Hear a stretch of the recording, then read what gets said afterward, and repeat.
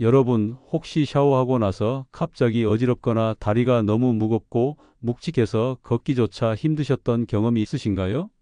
아니면 밤에 자다가 다리에 쥐가 나서 깨신 적은요? 이건 그냥 나이 탓이 아닙니다. 여러분의 몸이 보내는 아주 명확한 위험 신호입니다. 혈액순환이 제대로 되지 않고 있다는 신호인 거죠. 안녕하십니까? 40년간 내과 전문의로 수많은 환자분들을 진료해 온 김종혁입니다. 여러분, 매일 하는 샤워 5분이 건강을 바꿀 수 있다는 사실 알고 계셨나요? 이 짧은 시간만 제대로 활용해도 막혔던 혈관이 뚫리고 굳은 근육이 풀리며 차가웠던 손발이 따뜻해집니다. 특히 60대 이후에는 그 효과가 훨씬 큽니다. 제 환자 중 한 분인 박순래 여사님은 아침마다 머리가 멍하고 어지러워 고생하셨습니다. 별다른 이상이 없었지만 제가 알려드린 5분 샤워 루틴을 실천한 뒤 한 달 만에 머리가 맑아지고 두통이 사라졌다고 하셨습니다. 의학 연구에 따르면 하루 5분의 온열 자극만으로도 말초 혈류가 40%, 혈관 탄력이 25% 향상된다고 합니다. 오늘 영상에서는 제가 40년간 진료하며 확인한 결과를 토대로 샤워할 때 꼭 따뜻하게 해야 할 5곳과 피해야 할 잘못된 습관 4가지를 알려드리겠습니다. 이 영상 하나면 약이나 시술 없이도 어지럼증, 불면증, 다리, 부종, 손발, 냉증만성, 피로를 개선할 수 있습니다. 끝까지 시청하시면 건강한 노후의 열쇠를 얻으실 겁니다. 이야기를 시작하기 전 영상 아래에 구독과 좋아요 버튼 꼭 눌러주세요. 여러분의 작은 응원이 저에게 큰 힘이 됩니다. 그럼 이제 본격적으로 샤워할 때 꼭 따뜻하게 해야 할 5곳을 말씀드리겠습니다. 첫 번째는 목덜미입니다. 목덜미는 우리 몸에서 정말 중요한 곳입니다. 왜냐하면 여기는 뇌로 가는 혈류의 관문이기 때문입니다. 우리 뇌는 몸무게의 2%밖에 안 되지만 전체 혈액의 20%를 사용합니다. 그만큼 뇌는 혈액을 많이 필요로 하는 기관이죠. 목덜미에는 경추 주변에 아주 중요한 혈관들이 지나갑니다. 특히 척추동맥과 경동맥이라는 굵은 혈관이 있는데요.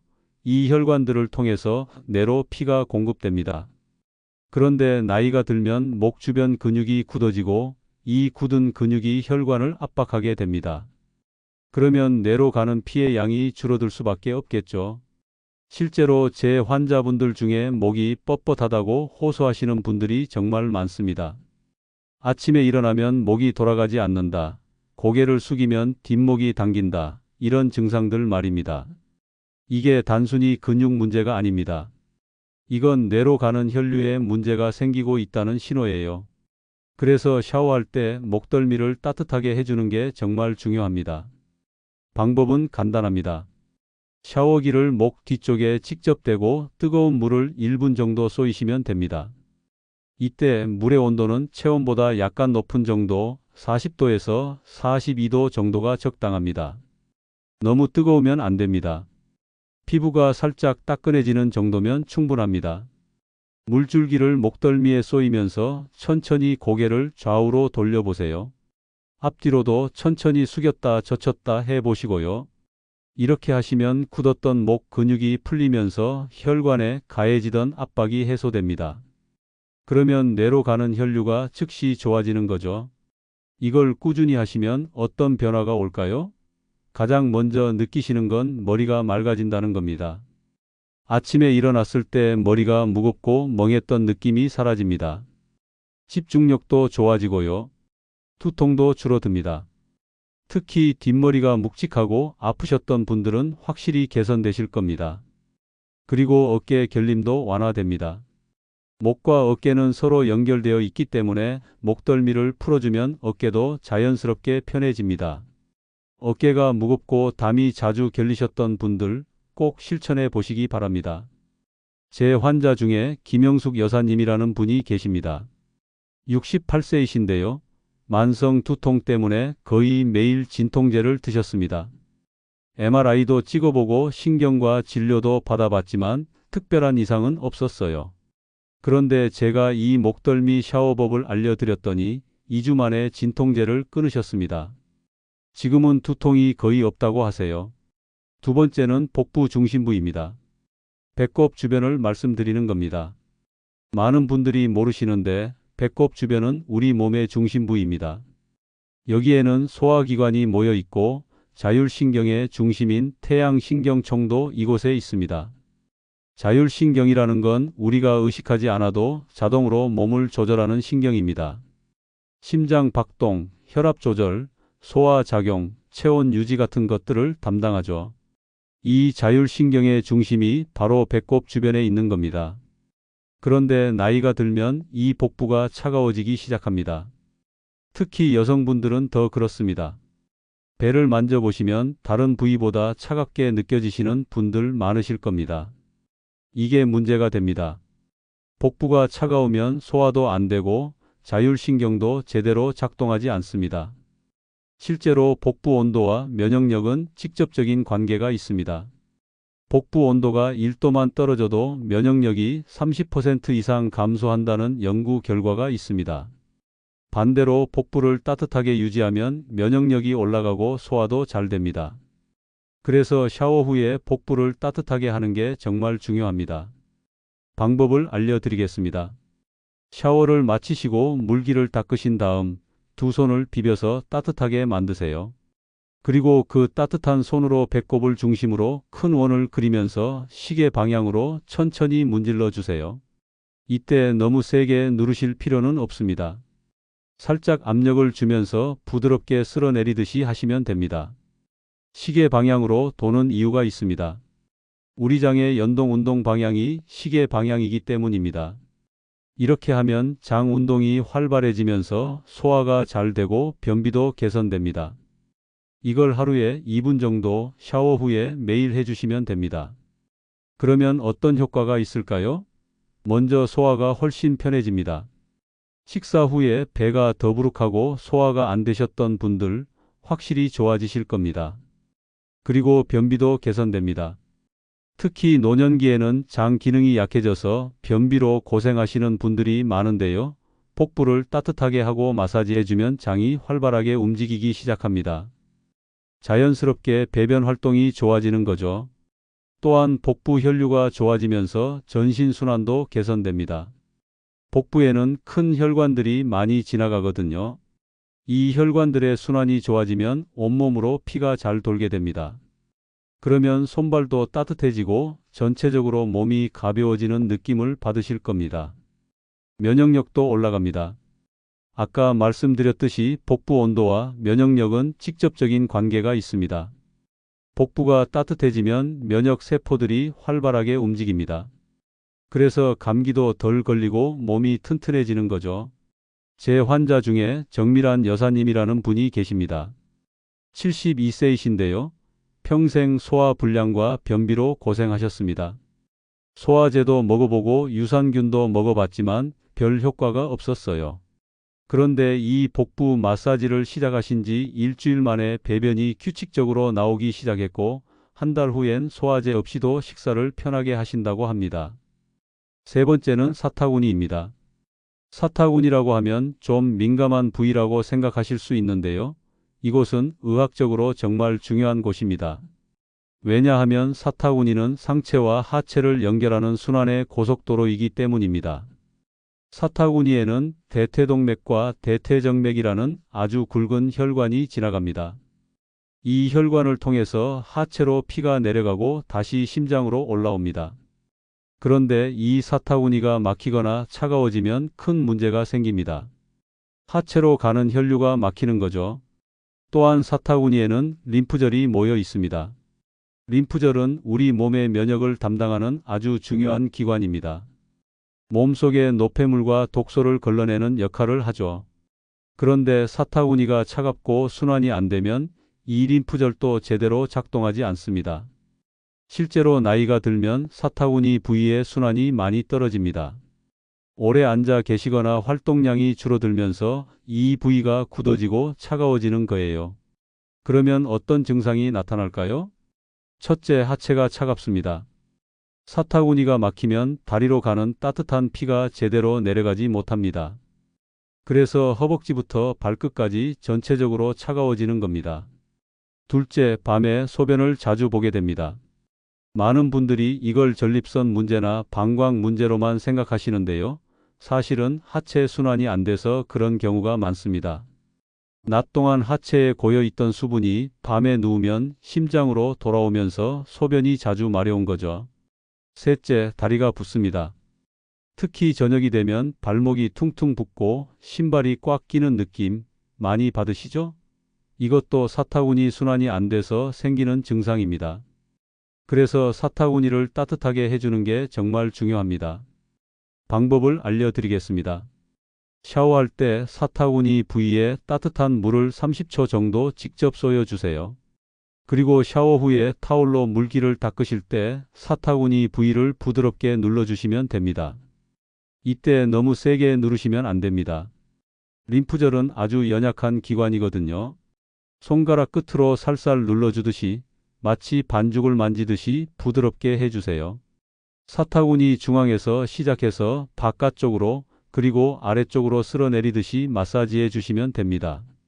이걸 매일 하시면 어떤 변화가 올까요? 가장 먼저 느끼시는 건 체온이 올라간다는 겁니다. 사타구니가 따뜻해지면서 하체 전체로 따뜻한 피가 흐르기 시작합니다. 차갑던 허벅지와 종아리가 따뜻해지는 걸 느끼실 겁니다. 그리고 수면의 질이 좋아집니다. 밤에 화장실 가는 횟수가 확실히 줄어듭니다. 아까 말씀드린 이철민 어르신처럼 밤에 4~5번 깨시던 분들이 한두 번으로 줄어들고 숙면을 취하실 수 있게 됩니다. 다리 부종도 개선됩니다. 사타구니 순환이 좋아지면 다리에 고여있던 수분과 노폐물이 제대로 배출됩니다. 그래서 저녁에 다리가 붓던 증상이 많이 완화되는 거죠. 네 번째는 종아리입니다. 종아리는 제2의 심장이라고 불립니다. 왜 그럴까요? 심장에서 가장 먼 곳이 발입니다. 심장에서 나온 피가 발끝까지 내려가는 건 쉽습니다.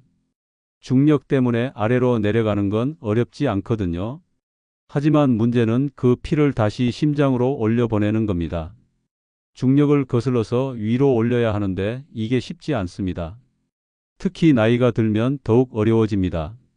그래서 우리 몸은 종아리 근육을 펌프처럼 사용합니다. 종아리 근육이 수축하고 이완하면서 정맥을 압박했다 풀었다 합니다.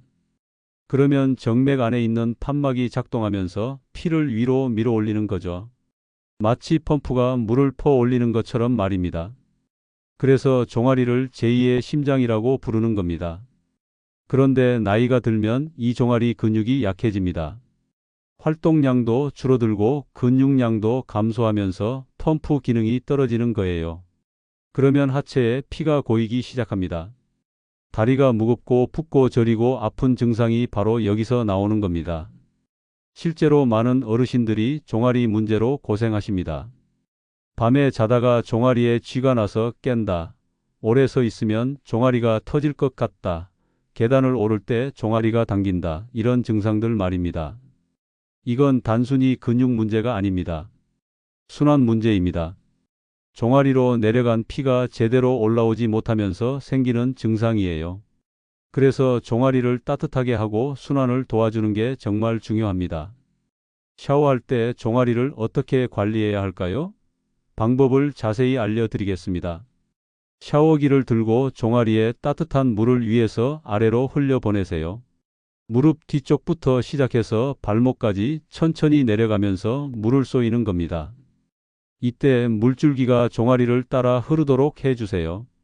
그리고 반대편 손으로 종아리를 부드럽게 쓸어내려 주세요. 역시 위에서 아래로 쓸어내립니다. 너무 세게 누르실 필요는 없습니다. 피부 표면을 살살 쓸어내리듯이 하시면 됩니다. 왼쪽 종아리, 오른쪽 종아리 각각 30초씩 해주시면 충분합니다. 왜 위에서 아래로 쓸어내릴까요? 정맥의 흐름을 도와주기 위해서입니다. 온열 자극으로 혈관이 확장되면 정맥 안에 고여있던 피가 움직이기 시작합니다. 이때 위에서 아래로 쓸어주면 정맥 판막이 제대로 작동하면서 피가 심장 쪽으로 올라가는 거죠. 샤워를 마친 후에도 한 가지 더 해주시면 좋습니다. 의자에 앉아서 발목을 위아래로 천천히 움직여 보세요. 발끝을 위로 당겼다가 아래로 쭉 펴는 동작입니다. 이걸 10번 정도만 해주셔도 종아리 근육이 펌프질을 하면서 순환을 도와줍니다. 이렇게 매일 종아리를 관리하시면 어떤 변화가 올까요? 가장 먼저 다리가 가벼워집니다. 아침에 일어났을 때 다리가 무겁고 뻐근했던 느낌이 사라집니다. 걸음이 가벼워지고 계단도 훨씬 수월하게 오를 수 있게 됩니다. 저녁 다리 통증도 많이 완화됩니다. 오후만 되면 다리가 아프고 무거워서 앉아만 계셨던 분들 확실히 좋아지실 겁니다. 종아리 순환이 좋아지면서 통증과 피로가 줄어드는 거죠. 밤에 쥐 나는 것도 줄어듭니다. 종아리에 쥐가 나는 이유는 근육에 산소와 영양분이 부족하기 때문입니다. 순환이 좋아지면 근육이 필요한 영양분을 충분히 공급받게 되고 그러면 쥐가 나는 빈도가 확실히 줄어듭니다. 하지정맥류가 있으신 분들에게도 도움이 됩니다. 하지정맥류는 정맥의 판막이 망가져서 피가 역류하는 질환인데요. 종아리 순환을 도와주면 정맥에 가해지는 압력이 줄어들면서 증상이 완화될 수 있습니다. 물론 이미 심한 정맥류가 있으시면 전문의 상담을 받으셔야 합니다. 제 환자 중에 박철수 어르신이라는 분이 계십니다. 76세이신데요. 평생 건설 현장에서 일하셔서 다리가 많이 안 좋으셨습니다. 종아리가 항상 무겁고 아프셔서 저녁에는 걷기조차 힘들다고 하셨어요. 그런데 이 종아리 샤워법을 시작하신 지 한 달 후에 오셨는데 얼굴이 완전히 달라지셨더라고요. 다리가 정말 많이 가벼워졌다면서 이제는 저녁 산책도 할 수 있게 됐다고 하십니다. 5번째, 마지막은 발바닥입니다. 발바닥은 순환의 출발점이자 끝점입니다. 심장에서 가장 먼 곳이기 때문에 혈액순환이 가장 안 되는 곳이기도 하고 동시에 온몸에 반사구가 모여 있어서 가장 중요한 곳이기도 합니다. 동양의학에서는 예로부터 발을 제2의 심장이라고 불렀습니다. 발바닥에는 72개의 반사구가 있다고 합니다.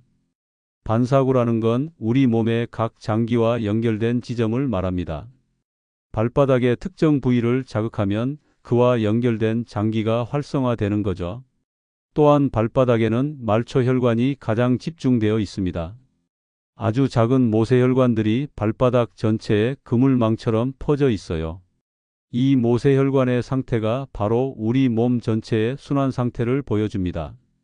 발이 차갑다는 건 온몸의 말초 순환이 안 된다는 뜻입니다. 실제로 제가 환자분들을 진료할 때 항상 발을 만져봅니다. 발의 온도와 색깔, 촉감을 보면 그분의 순환 상태를 바로 알 수 있거든요. 발이 차갑고 파랗다면 순환이 안 되는 거고 따뜻하고 혈색이 좋다면 순환이 잘 되는 겁니다. 나이가 들면 발이 점점 차가워집니다. 심장에서 가장 멀기 때문에 피가 제대로 도달하지 못하는 거죠. 그래서 많은 어르신들이 손발 냉증으로 고생하십니다. 겨울은 말할 것도 없고 여름에도 발이 차갑다고 하세요. 밤에 자려고 누우면 발이 얼음장처럼 차가워서 잠이 안 온다는 분들도 많습니다. 이게 단순히 불편한 게 아닙니다. 발이 차갑다는 건 온몸의 순환이 안 된다는 신호입니다. 그리고 발이 차가우면 잠들기가 어렵습니다. 아까도 말씀드렸지만 우리 몸은 잠들 때 손발로 열을 방출해야 합니다. 그런데 발이 차가우면 열 방출이 안 되니까 체온 조절이 안 되고 그래서 잠들기가 힘든 거죠. 그래서 발바닥을 따뜻하게 하는 게 정말 중요합니다. 샤워할 때 발바닥을 어떻게 관리해야 할까요? 방법을 자세히 알려드리겠습니다. 샤워 마지막 단계에서 발바닥에 뜨거운 물을 30초 정도 직접 쏘여주세요. 이때 온도는 조금 뜨겁다고 느껴질 정도가 좋습니다. 물론 화상을 입을 정도로 뜨거우면 안 되지만 약간 뜨겁다 싶을 정도면 적당합니다. 발바닥 전체에 물을 고르게 쏘여주세요. 발 뒤꿈치부터 시작해서 발바닥 중앙 그리고 발가락까지 골고루 따뜻하게 해주시는 겁니다. 특히 발바닥 중앙 부분을 좀 더 신경 써주세요.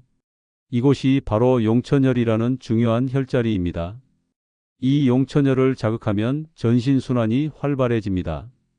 샤워를 마치고 물기를 닦을 때도 중요합니다. 수건으로 발을 닦으실 때 그냥 닦지 마시고 마사지하듯이 문질러 주세요. 발 뒤꿈치에서 발가락 쪽으로 쓸어 올리면서 닦아주시는 겁니다. 이렇게 하면 발바닥의 혈액순환이 더욱 좋아집니다. 그리고 발가락 사이사이도 잘 닦아주세요. 발가락 사이는 습기가 차기 쉬운 곳입니다. 여기가 축축하면 무좀 같은 피부 질환이 생길 수 있거든요. 또한 발가락 사이의 혈액순환도 중요합니다. 각 발가락을 하나씩 잡고 가볍게 돌려주거나 당겨주시면 좋습니다. 샤워 후에 시간이 조금 더 있으시다면 발바닥 마사지를 해주시면 더욱 좋습니다. 의자에 앉아서 한쪽 발을 반대쪽 무릎 위에 올려놓으세요. 그리고 엄지손가락으로 발바닥을 꾹꾹 눌러주는 겁니다. 발 뒤꿈치에서 시작해서 발바닥 중앙을 지나 발가락까지 천천히 눌러주세요. 이때 아픈 곳이 있으면 그곳을 좀 더 집중적으로 눌러주세요. 아프다는 건 그 부위와 연결된 장기에 문제가 있거나 순환이 안 된다는 신호입니다. 너무 세게 눌러서 멍이 들 정도로 하실 필요는 없습니다. 약간 아프지만 시원한 정도의 압력이면 충분합니다. 발바닥을 이렇게 매일 관리하시면 어떤 변화가 올까요? 가장 먼저 손발 냉증이 개선됩니다. 발이 따뜻해지기 시작합니다. 처음에는 샤워 직후에만 따뜻하다가 시간이 지나면서 평소에도 발이 따뜻해지는 걸 느끼실 겁니다. 수면의 질이 확실히 좋아집니다. 발이 따뜻해지면 체온 조절이 잘 되면서 잠들기가 쉬워집니다. 잠자리에 들었을 때 발이 차가워서 잠을 못 이루셨던 분들, 이제는 편하게 주무실 수 있을 겁니다. 만성 피로도 개선됩니다. 발바닥의 순환이 좋아지면 온몸의 말초 순환이 좋아집니다. 세포 하나하나에 산소와 영양분이 제대로 공급되면서 피로가 풀리고 활력이 생기는 거죠. 면역력도 올라갑니다. 발바닥을 따뜻하게 하면 체온이 올라갑니다. 체온이 1도만 올라가도 면역력이 5배 증가한다는 연구 결과가 있습니다. 그래서 감기도 덜 걸리고 각종 질병에 대한 저항력이 생기는 겁니다. 소화도 좋아집니다. 발바닥에는 이와 장에 해당하는 반사구가 있습니다. 발바닥을 자극하면 이 반사구가 활성화되면서 소화기관의 기능이 좋아지는 거죠. 식욕도 돌아오고 소화도 잘 됩니다. 제 환자 중에 윤혜숙 여사님이라는 분이 계십니다. 68세이신데요. 평생 손발 냉증으로 고생하셨습니다. 한여름에도 양말을 신고 주무실 정도였어요. 수면제 없이는 잠을 못 주무셨고요. 그런데 이 발바닥 관리를 시작하신 지 2주 만에 양말 없이 주무실 수 있게 되셨고, 한 달 후에는 수면제도 끊으셨습니다. 지금은 발이 항상 따뜻하고 잠도 잘 주신다고 하세요. 여러분, 지금까지 샤워할 때 꼭 따뜻하게 해야 할 5곳을 말씀드렸습니다. 목덜미, 복부 중심부, 사타구니, 종아리, 발바닥. 이 5곳만 제대로 관리하시면 혈액순환이 살아나고 온몸이 건강해집니다. 그런데 여기서 중요한 게 하나 있습니다. 이 5곳을 자극하는 순서입니다. 아무렇게나 하시면 효과가 반감됩니다. 반드시 순서대로 하셔야 합니다. 왜냐하면 혈액순환은 흐름이 있기 때문입니다. 첫 번째, 목덜미부터 시작하세요. 뇌로 가는 혈류를 먼저 열어주는 겁니다. 그래야 몸 전체의 순환 시스템이 작동하기 시작합니다. 두 번째, 복부 중심부입니다. 자율신경의 중심을 안정시키고 체온을 올리는 단계입니다. 세 번째, 사타구니입니다.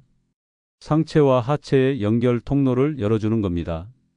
이제 따뜻한 피가 하체로 내려갈 준비가 된 거죠. 네 번째, 종아리입니다. 하체로 내려간 피를 다시 심장으로 올려보내는 펌프를 작동시킵니다. 다섯 번째, 발바닥입니다. 마지막으로 말초 끝까지 순환을 완성하는 겁니다. 이 순서가 정말 중요합니다. 위에서 아래로, 중심에서 말초로 차례차례 순환을 열어가는 거죠. 이렇게 하셔야 혈액이 온몸을 빠짐없이 돌게 됩니다. 그럼 이제 구체적으로 어떻게 실천하면 좋을지 말씀드리겠습니다. 먼저 물의 온도부터 중요합니다. 너무 뜨거워도 안 되고 너무 미지근해도 안 됩니다. 가장 적당한 온도는 40도에서 42도 정도입니다. 이건 체온보다 약간 높은 온도입니다. 온도계가 없으시면 손으로 확인하시면 됩니다. 손을 물에 넣었을 때 따뜻하면서도 계속 담그고 있을 수 있는 정도면 적당합니다. 너무 뜨거워서 손을 빼고 싶다면 온도를 낮추셔야 합니다. 반대로 미지근하다고 느껴지면 조금 더 뜨겁게 하세요. 왜 이 온도가 중요할까요? 40도에서 42도는 혈관을 확장시키는 가장 이상적인 온도입니다. 이 온도에 물이 피부에 닿으면 피부 표면의 혈관이 넓어지면서 혈류가 증가합니다. 동시에 근육도 이완되고 긴장이 풀립니다. 하지만 45도 이상으로 너무 뜨거우면 오히려 혈압이 급상승할 수 있습니다. 특히 고혈압이나 심장 질환이 있으신 분들은 위험합니다. 반대로 38도 이하로 미지근하면 혈관 확장 효과가 충분하지 않아서 순환 개선 효과가 떨어집니다. 다음으로 시간입니다. 각 부위당 30초에서 1분 정도가 적당합니다. 목덜미 1분, 복부 마사지 2분, 사타구니 30초, 종아리 1분, 발바닥 30초. 이렇게 하면 전체 5분 정도 걸립니다. 하루에 딱 5분만 투자하시면 되는 겁니다. 너무 오래 하실 필요는 없습니다. 오히려 너무 오래 뜨거운 물에 노출되면 피부가 건조해지고 체력 소모가 큽니다. 특히 어르신들은 피부가 약하시기 때문에 적당한 시간을 지키시는 게 중요합니다. 샤워하는 시간대도 중요합니다. 가장 좋은 시간은 저녁입니다. 저녁 식사 후 한두 시간 지나서 자기 전에 샤워하시는 게 가장 효과적입니다. 왜냐하면 저녁에 샤워하면서 몸을 따뜻하게 하면 숙면에 도움이 되기 때문입니다. 우리 몸은 잠들 때 체온이 살짝 떨어져야 합니다. 저녁에 따뜻한 샤워를 하면 체온이 올라갔다가 서서히 내려가면서 자연스럽게 졸음이 옵니다. 이때 잠자리에 들면 깊은 잠에 빠질 수 있는 거죠. 아침 샤워는 어떨까요? 아침에 샤워하시는 것도 나쁘지 않습니다. 하지만 아침에는 시간이 촉박하실 수 있고 또 잠에서 갓 깬 상태라 몸이 아직 덜 깨어 있습니다. 이때 너무 뜨거운 물로 샤워하면 혈압 변동이 클 수 있어서 조심하셔야 합니다.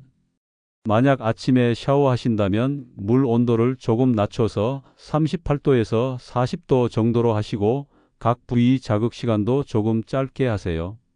그리고 샤워 후에는 천천히 움직이면서 몸이 적응할 시간을 주세요. 또 하나 중요한 게 있습니다. 샤워 전후로 물을 충분히 마시셔야 합니다. 따뜻한 물로 샤워하면 땀이 나고 수분이 빠져나갑니다.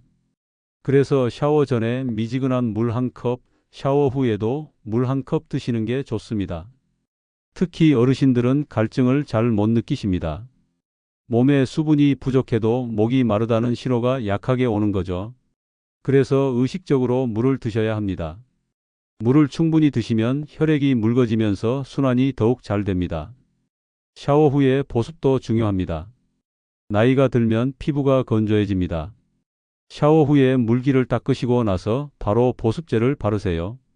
피부에 아직 약간의 수분이 남아있을 때 보습제를 바르면 흡수가 잘 됩니다. 특히 다리와 발에는 꼭 보습제를 발라주세요. 다리 피부가 건조하면 가려움증이 생기고 긁다 보면 상처가 생길 수 있습니다. 발 역시 건조하면 발뒤꿈치가 갈라지고 각질이 생깁니다. 보습제를 바르면서 가볍게 마사지하듯이 문질러 주시면 순환에도 도움이 됩니다. 그리고 샤워 후에 급하게 움직이지 마세요.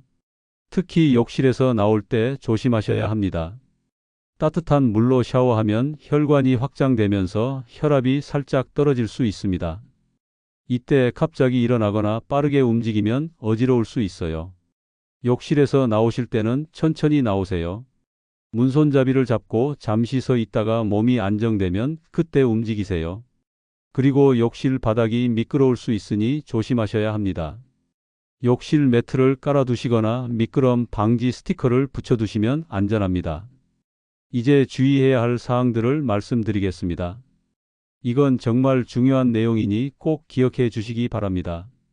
첫 번째, 고혈압이나 심장 질환이 있으신 분들은 물 온도를 조심하셔야 합니다.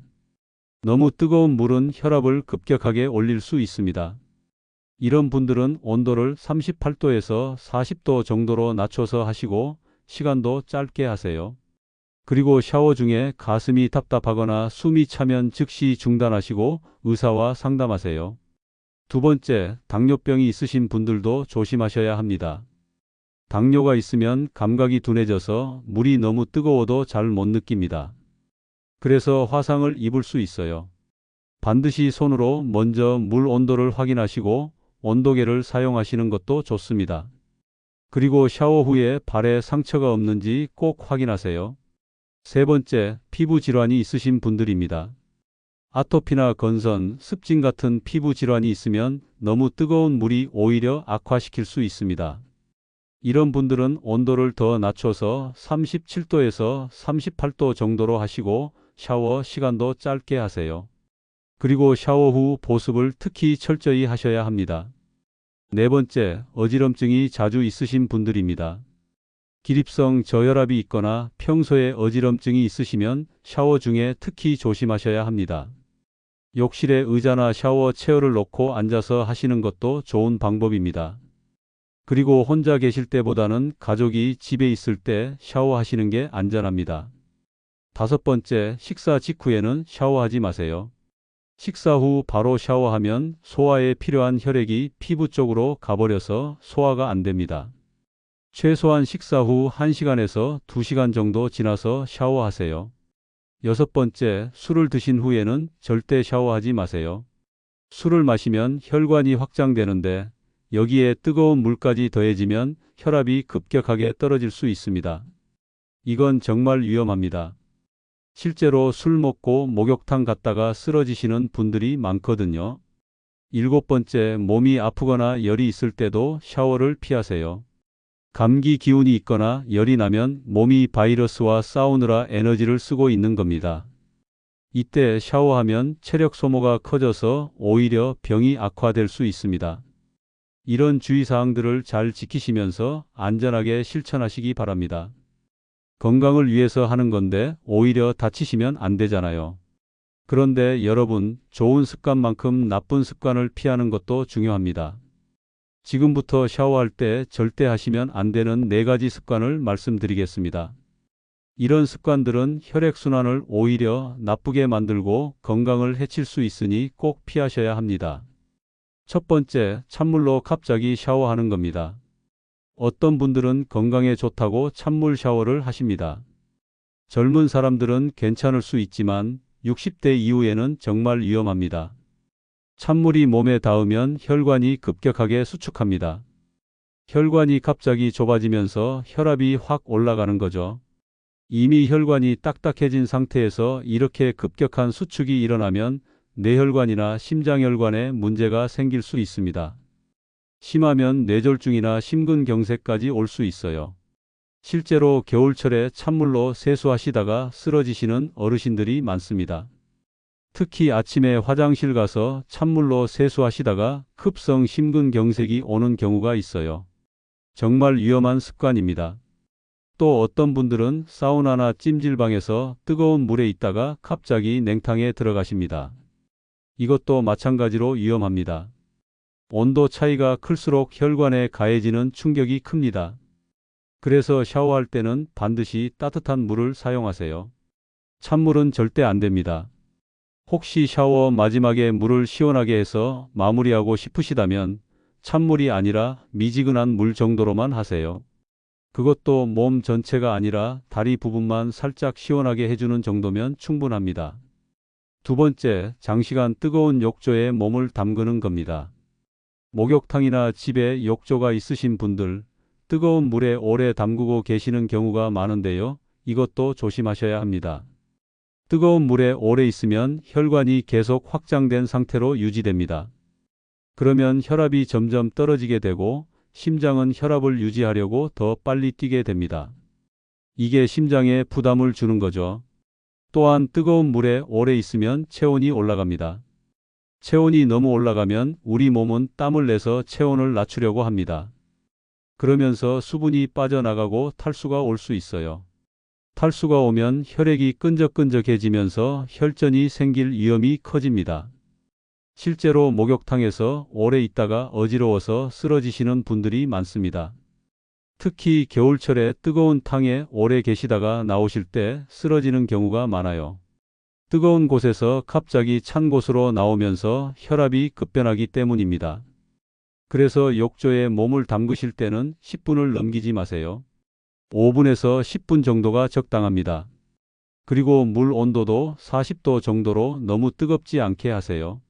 욕조에 들어가시기 전에는 물을 한 잔 드시고 나오신 후에도 물을 드셔야 합니다. 또 하나, 욕조에서 나오실 때는 천천히 나오세요. 갑자기 벌떡 일어나시면 안 됩니다. 먼저 앉은 자세로 일어나시고 잠시 앉아 계시다가 몸이 안정되면 그때 천천히 서세요. 그리고 욕조 밖으로 나올 때도 손잡이를 꼭 잡고 조심조심 나오세요. 세 번째, 샤워 후 즉시 냉방기를 사용하는 겁니다. 여름에 샤워하시고 나서 더워서 에어컨이나 선풍기를 바로 트시는 분들 많으시죠? 이것도 좋지 않습니다. 샤워 후에는 모공이 열려 있고 혈관이 확장되어 있습니다. 이 상태에서 찬바람을 쐬면 체온이 급격하게 떨어집니다. 그러면 혈관이 갑자기 수축하면서 혈압이 올라가고 모공도 갑자기 닫히면서 열이 몸 안에 갇히게 됩니다. 또한 급격한 온도 변화는 면역력을 떨어뜨립니다. 그래서 여름에 샤워하고 에어컨 바람 쐬다가 감기 걸리시는 분들이 많은 거예요. 몸의 온도 조절 시스템이 혼란을 겪으면서 면역력이 약해지는 겁니다. 그래서 샤워 후에는 최소한 10분에서 15분 정도는 자연스럽게 체온이 안정될 때까지 기다리세요. 물기를 잘 닦으시고 옷을 입으신 다음 몸이 어느 정도 식으면 그때 냉방기를 트세요. 그것도 너무 세게 틀지 마시고 약하게, 그리고 직접 몸에 바람이 닿지 않도록 하세요. 선풍기도 마찬가지입니다. 샤워 직후에 바로 선풍기 앞에 서시면 안 됩니다. 특히 젖은 머리에 선풍기 바람을 쐬시면 두피가 차가워지면서 두통이 올 수 있어요. 머리는 잘 말리시고 몸도 완전히 마르신 다음에 선풍기를 사용하세요. 네 번째, 세게 때밀기입니다. 많은 분들이 목욕탕에 가시면 때를 세게 미십니다. 특히 나이 드신 분들은 때를 밀어야 개운하다고 생각하시는데요. 이게 사실은 피부에 아주 안 좋습니다. 우리 피부에는 각질층이라는 게 있습니다. 이 각질층은 피부를 보호하는 장벽 역할을 합니다. 외부의 세균이나 자극물질로부터 피부를 지켜주는 거죠. 그런데 때를 세게 밀면 이 보호막이 벗겨집니다. 특히 나이가 들면 피부가 얇아지고 약해집니다. 이런 상태에서 때를 세게 밀면 피부에 미세한 상처가 생깁니다. 눈에는 안 보이지만 현미경으로 보면 수많은 작은 상처들이 생기는 거예요. 이 상처를 통해서 세균이 들어갈 수 있습니다. 그래서 노인성 피부염이 생기는 겁니다. 가려워서 긁고 또 상처가 생기고 악순환이 반복되는 거죠. 실제로 제 환자분들 중에 때를 세게 밀다가 피부염으로 고생하시는 분들이 정말 많습니다. 또한 세게 때를 밀면 피부 표면의 모세혈관이 손상됩니다. 피부 바로 아래에는 아주 작은 모세혈관들이 그물처럼 퍼져 있는데 이 혈관들이 때밀이 타월에 의해 터지거나 손상될 수 있어요. 그러면 피부로 가는 혈액순환이 나빠집니다. 그래서 때를 밀더라도 부드럽게 밀어야 합니다. 때밀이 타월도 부드러운 것을 사용하시고 힘을 주지 말고 살살 쓸어내리듯이 하세요. 일주일에 한 번 정도면 충분합니다. 매일 세게 밀 필요가 전혀 없습니다. 사실 가장 좋은 방법은 때밀이 타월을 사용하지 않는 겁니다. 그냥 손으로 부드럽게 문질러 주시거나 부드러운 스펀지나 목욕 타월을 사용하세요. 비누칠을 하고 손으로 전신을 쓸어내리듯이 씻으시면 충분히 깨끗해집니다. 특히 피부가 건조하신 분들, 가려움증이 있으신 분들은 절대 세게 때를 밀지 마세요. 이미 피부 장벽이 약해진 상태에서 더 손상을 주면 증상이 악화됩니다. 대신 보습제를 충분히 바르시고 가려우면 긁지 말고 살짝 두드려 주세요. 또 하나, 목욕탕에서 사용하는 공용 때밀이 타월은 위생적이지 않을 수 있습니다. 아무리 소독을 한다고 해도 완벽하지 않거든요. 가능하면 개인 때밀이 타월을 가지고 다니시거나 아예 사용하지 않으시는 게 좋습니다. 여러분, 지금까지 샤워할 때 절대 피해야 할 4가지 습관을 말씀드렸습니다. 찬물로 갑자기 샤워하기, 장시간 뜨거운 욕조에 몸 담그기, 샤워 후 즉시 냉방기 사용하기, 세게 떼미기. 이 네 가지는 혈액순환을 나쁘게 만들고 건강을 해칠 수 있으니 꼭 피하시기 바랍니다. 좋은 습관을 들이는 것만큼 나쁜 습관을 버리는 것도 중요합니다. 오늘부터 이 네 가지 습관은 꼭 고치시기 바랍니다. 자, 그럼 이제 오늘 말씀드린 내용 중에서 가장 중요한 것 세 가지를 정리해 드리겠습니다. 이 세 가지만은 꼭 기억하시고 실천하시기 바랍니다. 첫 번째, 하루 5분 따뜻한 자극이 최고의 혈류 치료제입니다. 비싼 약이나 힘든 운동보다 매일 하는 샤워 5분이 더 효과적일 수 있습니다. 목덜미, 복부, 사타구니, 종아리, 발바닥 이 5곳만 순서대로 따뜻하게 해주세요. 여러분 생각해 보세요. 하루 5분입니다. 아침에 커피 한 잔 마시는 시간, 스마트폰 보는 시간보다 짧습니다. 이 짧은 시간만 투자하시면 혈액순환이 좋아지고 어지럼증, 불면증, 다리 부종, 손발 냉증, 만성 피로가 개선됩니다. 돈도 안 듭니다. 특별한 도구도 필요 없습니다. 그냥 여러분이 매일 하시는 샤워 시간에 조금만 신경 쓰시면 됩니다. 이보다 더 간단하고 효과적인 건강법이 어디 있겠습니까? 제가 40년 동안 의사로 일하면서 깨달은 게 있습니다. 건강은 거창한 데 있지 않습니다. 매일 반복하는 작은 습관 속에 있습니다. 매일 먹는 음식, 매일 하는 운동, 그리고 매일 하는 샤워. 이런 일상 속에서 건강이 만들어지는 겁니다. 두 번째, 차갑고 뻣뻣한 부위는 이미 순환이 막혔다는 신호입니다. 여러분, 지금 손으로 목덜미를 만져보세요. 차갑고 뻣뻣하게 굳어 있나요? 그럼 배를 만져보세요. 다른 곳보다 차갑나요? 종아리는 어떤가요? 발은요? 만약 차갑고 뻣뻣하다면 그건 그곳에 혈액순환이 제대로 안 되고 있다는 신호입니다. 혈액이 충분히 공급되는 곳은 따뜻하고 부드럽습니다. 반대로 혈액이 부족한 곳은 차갑고 딱딱합니다. 이건 우리 몸이 보내는 경고 신호입니다. 지금 당장은 큰 문제가 없어 보여도 이 상태가 계속되면 언젠가 큰 질병으로 이어질 수 있습니다.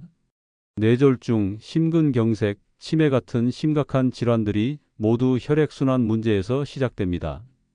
그래서 차갑고 뻣뻣한 부위를 발견하시면 그냥 넘기지 마세요. 오늘부터 그곳을 집중적으로 따뜻하게 해주세요. 샤워할 때 그 부위에 따뜻한 물을 더 오래 쏘이고 마사지도 해주세요. 그러면 서서히 풀리기 시작할 겁니다. 몸의 신호를 무시하지 마세요.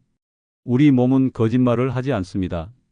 차갑다, 뻣뻣하다, 아프다 이런 신호들은 모두 이유가 있습니다. 이 신호를 잘 듣고 적절히 대응하는 게 건강을 지키는 첫걸음입니다. 저는 환자분들께 항상 이렇게 말씀드립니다. 여러분이 여러분 몸의 주치의가 되어야 한다고요. 의사는 병이 생겼을 때 치료해 드릴 수 있지만 병을 예방하는 건 여러분 자신만이 할 수 있습니다. 매일 자기 몸을 관찰하고 신호를 듣고 적절히 관리하는 것. 이게 진정한 건강관리입니다. 세 번째, 온기가 돌면 몸이 풀리고 마음까지 편안해집니다. 여러분, 혹시 따뜻한 물에 손을 담갔을 때의 그 편안한 느낌 아시죠? 차가웠던 손이 따뜻해지면서 온몸이 이완되는 그 느낌 말입니다. 온기는 단순히 온도의 문제가 아닙니다. 온기는 생명입니다. 우리 몸은 적정 체온을 유지해야 모든 기능이 제대로 작동합니다. 체온이 떨어지면 면역력이 떨어지고 대사가 느려지고 모든 장기의 기능이 약해집니다. 반대로 몸이 따뜻해지면 모든 게 활발해집니다. 혈액순환이 좋아지고 면역 세포들이 활발하게 움직이고 신진대사가 빨라지고 노폐물이 잘 배출됩니다. 그래서 몸이 가볍고 기분이 좋아지는 거죠. 그런데 더 놀라운 건 온기가 마음까지 편안하게 만든다는 겁니다. 따뜻한 샤워를 하고 나면 몸뿐만 아니라 마음도 이완됩니다. 스트레스가 풀리고 긴장이 해소되고 평온해집니다. 이건 과학적으로도 증명된 사실입니다. 온열 자극은 부교감신경을 활성화시킵니다. 부교감신경은 우리 몸을 쉬게 하고 회복시키는 신경입니다. 이 신경이 작동하면 심장 박동이 안정되고 혈압이 내려가고 근육이 이완되고 마음이 편안해집니다. 반대로 차가운 자극은 교감신경을 자극합니다. 교감신경은 우리 몸을 긴장시키고 각성시키는 신경입니다. 싸우거나 도망갈 준비를 하게 만드는 거죠. 그래서 찬물 샤워를 하면 오히려 긴장되고 스트레스를 받게 됩니다. 특히 노년기에는 이 부교감신경의 작용이 중요합니다. 나이가 들면 자연스럽게 교감신경이 항진되어 있는 상태가 많습니다. 늘 긴장되어 있고 잠도 잘 안 오고 혈압도 높고 이런 상태가 되는 거죠. 그래서 의식적으로 부교감신경을 활성화시켜줘야 합니다. 따뜻한 샤워가 바로 그 방법입니다. 하루 5분의 따뜻한 샤워가 여러분의 몸과 마음을 동시에 치유합니다. 몸이 따뜻해지면서 긴장이 풀리고 마음이 편안해지면서 숙면을 취할 수 있게 됩니다. 여러분, 이 세 가지를 꼭 기억하세요. 하루 5분의 따뜻한 자극, 차갑고 뻣뻣한 부위에 주목하기, 온기의 치유력을 믿기. 이 세 가지만 실천하셔도 여러분의 건강이 확실히 달라질 겁니다. 이제 실제로 이 샤워 루틴을 실천하신 분들의 이야기를 좀 더 자세히 들려드리겠습니다. 이분들의 경험을 통해서 여러분도 희망을 가지시고 오늘부터 바로 시작하실 수 있을 겁니다. 먼저 대전에 사시는 박순래 여사님, 70세이십니다. 여사님은 작년까지만 해도 정말 힘든 시간을 보내셨습니다. 매일 아침 일어나면 머리가 멍하고 어지러워서 한참을 침대에 누워 계셔야 했어요. 일어나려고 하면 세상이 빙빙 도는 것 같다고 하셨습니다. 병원에서 MRI도 찍어보고 뇌파 검사도 하고 혈액 검사도 했지만 특별한 이상은 없었습니다. 의사들은 노화로 인한 자연스러운 현상이라고만 했죠. 진통제를 처방받아서 드셨지만 근본적인 해결은 되지 않았습니다. 두통도 심했습니다. 특히 뒷머리가 무겁고 조이는 듯한 통증이 거의 매일 있었어요. 집중력도 떨어져서 TV를 봐도 무슨 내용인지 기억이 안 나고 책을 읽어도 내용이 머릿속에 안 들어왔습니다. 자식들과 통화를 해도 방금 한 얘기를 까먹는다고 걱정하셨죠. 그러던 중에 제 진료실에 오셨습니다. 여러 가지 검사를 해봤지만 역시 특별한 이상은 없었어요. 그래서 제가 이 5분 샤워 루틴을 알려드렸습니다. 처음에는 반신반의하셨습니다. 샤워로 이런 증상들이 좋아질 수 있을까 하는 의구심이 크셨던 거죠. 하지만 워낙 증상이 힘드셨기 때문에 해볼 수 있는 건 다 해보자는 심정으로 시작하셨습니다. 첫 주에는 큰 변화가 없었습니다. 그래도 포기하지 않고 매일 저녁 샤워 때마다 목덜미에 1분, 복부 마사지 2분, 사타구니 30초, 종아리 1분, 발바닥 30초씩 정확히 하셨어요. 2주째 되던 날 변화가 시작됐습니다. 아침에 일어났을 때 머리가 조금 덜 무겁게 느껴지는 거예요. 그날 하루는 어지럼증도 덜했다고 합니다. 희망이 보이기 시작한 거죠. 한 달이 지났을 때는 확실한 변화가 있었습니다. 진통제를 먹는 횟수가 확 줄었어요. 전에는 거의 매일 먹었는데 이제는 일주일에 한두 번 정도만 먹게 됐습니다. 두통의 강도도 약해졌고요. 2달째에는 진통제를 완전히 끊으셨습니다. 아침에 일어날 때도 머리가 맑고 집중력도 돌아왔습니다. TV 프로그램 내용도 잘 기억나고 책도 읽을 수 있게 되셨어요. 자식들도 엄마가 많이 좋아지셨다고 신기해하셨답니다. 지금은 6개월째 이 루틴을 계속하고 계십니다. 완전히 다른 사람이 되셨어요. 머리도 맑고 두통도 없고 매일 아침 일어나는 게 행복하다고 하십니다. 동네 경로당에도 나가시고 친구들과 등산도 다니십니다. 샤워 5분이 인생을 바꿔놓은 거죠. 다음은 광주에 사시는 이철민 어르신 74세이십니다. 어르신은 평생 육체 노동을 하셨습니다. 젊을 때는 공사장에서 일하시고 나이 들어서는 경비 일을 하셨어요. 그러다 보니 다리가 많이 안 좋으셨습니다. 가장 큰 문제는 수면이었습니다. 밤마다 화장실을 4~5번씩 가셨어요. 잠들기도 힘들었지만 겨우 잠들어도 한두 시간마다 소변이 마려워서 깨는 겁니다. 그러다 보니 제대로 된 숙면을 못 취하셨죠. 아침에 일어나면 몸이 천근만근입니다. 잠을 잤는데도 피곤하고 다리는 무겁고 온몸이 쑤셨습니다. 하루 종일 피곤하니까 낮에 졸음이 쏟아지고 그러면 밤에 또 잠이 안 오고 악순환이 반복됐습니다. 다리도 문제였습니다. 저녁만 되면 다리가 퉁퉁 붓고 무거워서 걷기가 힘드셨어요.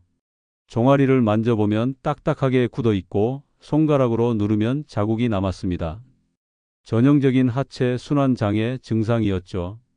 발도 항상 차갑고 저렸습니다. 여름에도 양말을 신고 주무셔야 했어요.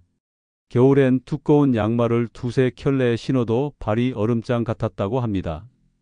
밤에 자려고 누우면 발이 차가워서 잠들기가 어려웠고요. 비뇨기과에도 가보고 순환기내과에도 가보셨습니다. 약도 처방받아서 드셨지만 큰 효과가 없었어요. 전립선 약을 먹어도 밤에 화장실 가는 횟수는 줄지 않았습니다. 그러던 중 제 병원에 오셨고 저는 이 샤워 루틴을 알려드렸습니다. 특히 사타구니, 종아리, 발바닥 이 세 부위를 집중적으로 관리하라고 말씀드렸죠. 어르신의 경우 하체 순환이 가장 큰 문제였으니까요. 첫 주에 바로 변화가 있었습니다. 밤에 화장실 가는 횟수가 4~5번에서 3번으로 줄었어요. 작은 변화지만 어르신께는 큰 희망이었습니다. 2주째 되니 밤에 2번만 일어나게 되셨습니다. 그리고 한 번 자고 나면 3시간 정도는 푹 주무실 수 있게 됐어요. 오랜만에 깊은 잠을 주무신 거죠. 아침에 일어났을 때 몸이 훨씬 가벼웠다고 합니다. 한 달 후에는 놀라운 변화가 있었습니다. 밤에 한 번만 일어나게 되신 거예요. 그것도 아침 5시쯤 한 번만요. 사실상 숙면을 취하신 겁니다. 낮에도 졸음이 안 오고 몸이 가볍고 기분이 좋아지셨습니다. 다리 부종도 많이 좋아졌습니다. 저녁에도 다리가 예전처럼 붓지 않고 종아리를 만져보면 부드러워진 게 느껴졌어요. 걸음도 가벼워져서 산책을 다시 시작하셨습니다. 발도 따뜻해졌습니다. 이제는 양말 한 켤레만 신어도 충분하고 여름에는 맨발로 주무실 수 있게 되셨어요. 발이 따뜻해지니까 잠들기도 훨씬 쉬워졌다고 합니다. 지금은 3개월째 이 루틴을 하고 계십니다. 완전히 새 사람이 되셨어요. 밤에 푹 주무시고 다리도 가볍고 매일 저녁 산책을 하십니다. 삶의 질이 완전히 달라진 거죠. 어르신은 제게 이렇게 말씀하셨습니다. 샤워 5분으로 인생이 바뀌었다고요? 여러분, 이 두 분의 이야기는 특별한 게 아닙니다. 제 환자분들 중에는 이런 분들이 정말 많습니다. 작은 습관의 변화가 삶을 완전히 바꿔놓은 경우들이죠. 여러분도 할 수 있습니다. 아니, 여러분도 해야 합니다. 지금 겪고 계신 어지럼증, 불면증, 다리 부종, 손발 냉증, 만성 피로. 이 모든 것들이 샤워 5분으로 개선될 수 있습니다. 자, 이제 마무리하겠습니다. 오늘 정말 중요한 내용들을 많이 말씀드렸는데요. 마지막으로 핵심만 다시 한번 정리해 드리겠습니다. 샤워할 때 꼭 따뜻하게 해야 할 5곳은 목덜미, 복부 중심부, 사타구니, 종아리, 발바닥입니다. 목덜미는 뇌로 가는 혈류의 관문이고 복부는 자율신경의 중심이고 사타구니는 상하체를 잇는 순환의 고속도로이고 종아리는 제2의 심장이고 발바닥은 순환의 출발점이자 끝점입니다. 반대로 절대 피해야 할 샤워 습관 4가지는 찬물로 갑자기 샤워하기, 장시간 뜨거운 욕조에 몸 담그기, 샤워 후 즉시 냉방기 사용하기, 세게 때밀기입니다. 이 4가지는 혈관 급수축, 혈압 급변동, 체온 조절 실패, 피부 손상 때문에 정말 위험해요. 가장 중요한 건 반드시 순서대로 하시고 온도는 40도에서 42도로 유지하시고 전체 5분을 넘기지 않는 것입니다. 이 3가지만 지키셔도 샤워로 인한 건강사고는 충분히 예방하고 혈액순환은 확실히 개선할 수 있어요. 제가 40년간 의사로 일하면서 정말 많은 환자분들을 봤는데요. 샤워 습관 하나만 바꿔도 건강이 완전히 달라지는 걸 수없이 목격했습니다. 어지럼증, 불면증, 다리 부종, 손발 냉증, 만성 피로가 샤워 5분으로 개선되는 걸 직접 보았어요. 여러분의 건강한 노후를 위해서 오늘 말씀드린 내용들을 꼭 실천해 주세요. 60세 이후의 건강은 작은 습관의 차이에서 나옵니다. 샤워 방법 하나 제대로 바꾸는 것만으로도 건강한 노년을 보낼 수 있어요. 더 이상 잘못된 방법으로 몸을 망치지 마시고 오늘부터 올바른 샤워 루틴을 시작하시기 바랍니다. 매일 하는 샤워가 약이 될 수도 있고 독이 될 수도 있습니다. 선택은 여러분의 몫이에요. 현명한 선택으로 건강한 100세까지 사시길 바랍니다. 여러분의 건강한 노후를 위해 저희 노후지혜 TV가 항상 함께 하겠습니다. 이 영상이 도움이 되셨다면 구독과 좋아요 버튼을 꼭 눌러주세요. 알림 설정까지 해두시면 더 많은 건강한 노후 정보를 가장 먼저 받아보실 수 있습니다. 특히 가족 중에 60세 이상 어르신들이 계시다면 오늘 영상을 꼭 공유해 주세요. 여러분의 작은 관심이 소중한 가족의 건강을 지킬 수 있습니다. 오늘 저녁 샤워부터 바로 시작하세요. 목덜미에 따뜻한 물 1분, 그게 건강한 노후의 시작입니다. 건강한 습관으로 10년은 더 젊게, 20년은 더 행복하게 사는 그날까지 노후지혜 TV였습니다. 감사합니다.